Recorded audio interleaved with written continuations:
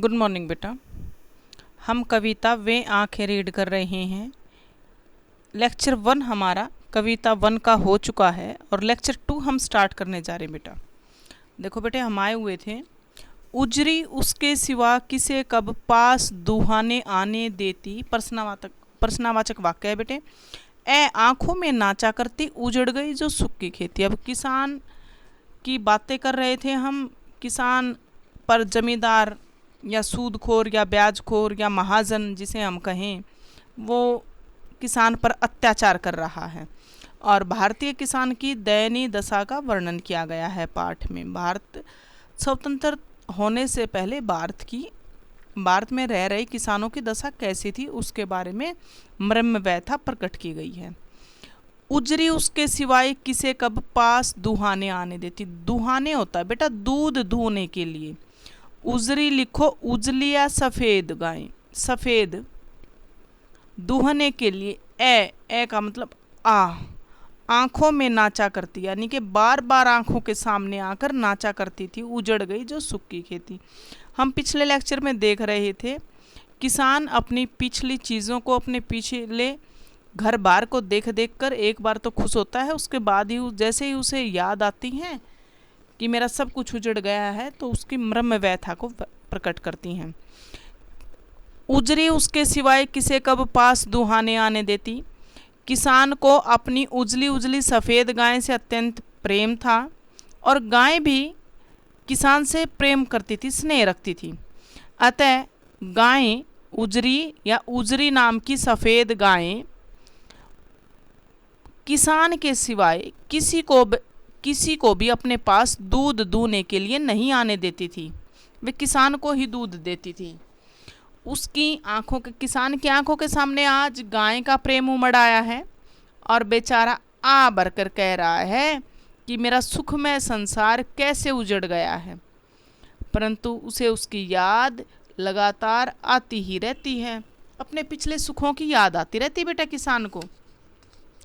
किसान के दयनीय जीवन का वर्णन किया गया है। आंखों में नाचना मुहावरे का प्रयोग किया गया है बेटा। किसे कब दुहाने आने यानी कि अनुप्रास अलंकार का प्रयोग हुआ है।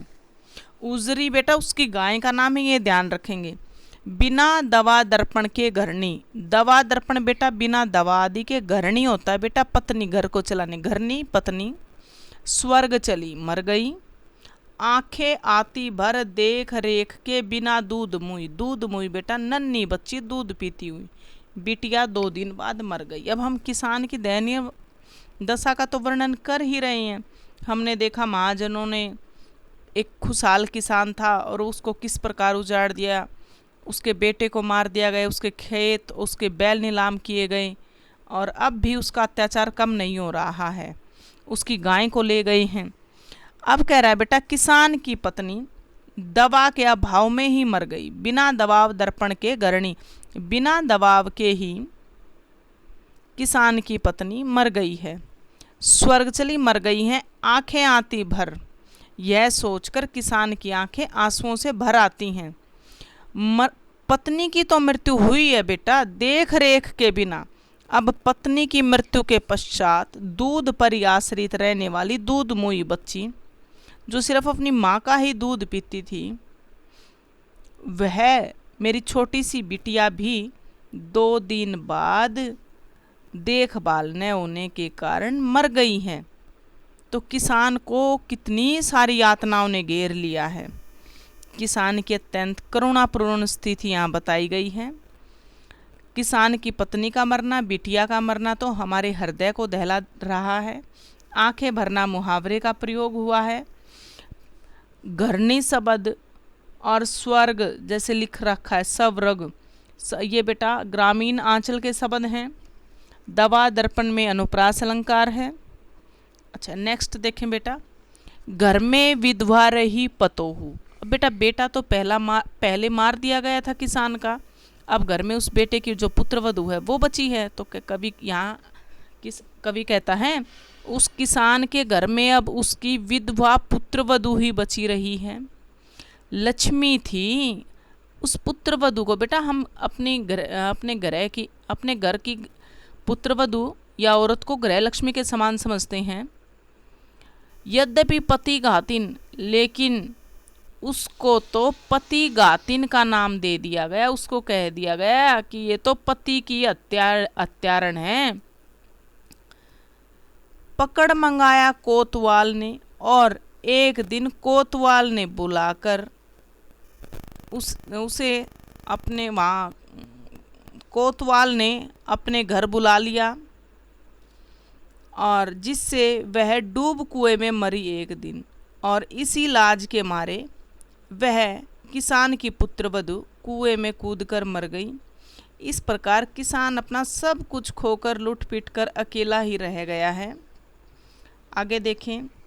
खैर पैर की जुत्ती जोरू, पैर की जुत्ती बेटा अपमानित वस्तु को कह देते हैं, जोरू होता है बेटा पत्नी।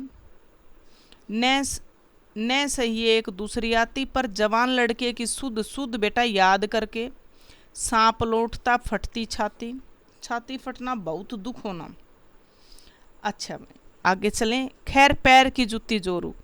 अब यहाँ किसान कह रहा है कि कोई नहीं, मेरी पत्नी मर गई थी, हमारे यहाँ पत्नी को तो पैर की जुत्ती के समान तुच्छ ही समझ लिया जाता है। तो यहाँ कवि कहता है न सही एक दूसरी आती, अगर एक मर गई थी तो कोई नहीं, किसान दूसरी भी तो ला सकता था, पर जवान बेटे की सुध कर। पर जब उसे अपने जवान बेटे की हत्या याद आती है तब उसकी छाती पर सांप लौटने लगता है, उसका मन बहुत दुखी होता है, और वो सोचता है कि मैं तो अपने जवान पुत्र को भी नहीं बचा पाया, तो दूसरी पत्नी लाने की तो हिम्मत कैसे करूँगा। अब तो उसके अंदर दूसरी पत्नी को लाने का साहस भी खत्म हो गया बेटा। अब अंत में कवि कहता है पिछले सुख की, पिछले जो बीता हुआ सुख था, स्मृति यादें आंखों में क्षण भर के लिए, पल भर के लिए एक चमक लाती हैं। तुरंत जल्दी ही शून्य में गढ़ व चिंतन, शून्य आकाश गढ़ व चितवंदन होता बेटा दृष्टि में, तीखी नोक सदर्श समान बन जाती है। किसान जब अपने बीते हुए वैभव और सुखों को याद करता है तब उसे एक पल के लिए सुख और आनंद मिलता है, उसकी आंखों में चमक भर आती है बेटा। क्या क्या याद करता है वह? अपने खेत, गाय, पुत्र, पत्नी, बिटिया, पुत्रवधू, ये सब याद करके वो सुख देती हैं ये यादें उसे, और सुख आता है एक पल के लिए। किंतु जब ही उसकी कल्पना धीरे धीरे गहरे चिंतन में उतरती है, जब वह सोचता है, तो तुरंत ही उसकी नज़रें किसी शून्य में गड़ी हुई, किसी आकाश में गड़ी हुई रह जाती हैं, और उसे एक एक करके सबके नष्ट होने की याद दिला देती हैं। और ये सब यादें उसकी तीखी नोक, तीखी यानी कि बड़ी ही दुखदाई बन जाती हैं। विशेष रहेगा बेटा, किसान का जीवन ऐसा दुखमय होता है कि यथार्थ जीवन में तो उसे दुख मिलता ही मिलता था, कल्पना में भी उसे दुख मिलता है। चितवन की उपमा तीखी नोक से यहाँ उपमा अलंकार का प्रयोग किया गया है। तुरंत शब्द ग्रामीण परिवेश से है और इसका सौंदर्य देखते ही बनता है। इस पूरी कविता में बेटा हमने एक किसान के ऊपर होने वाले अत्याचारों का वर्णन पढ़ा है।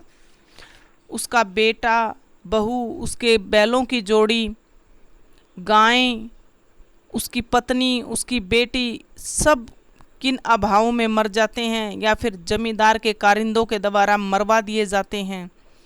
और इन सब अत्याचारों को करके जब एक एक करके इन सब अत्याचारों की याद आती है तो किसान की छाती फटने को हो जाती है।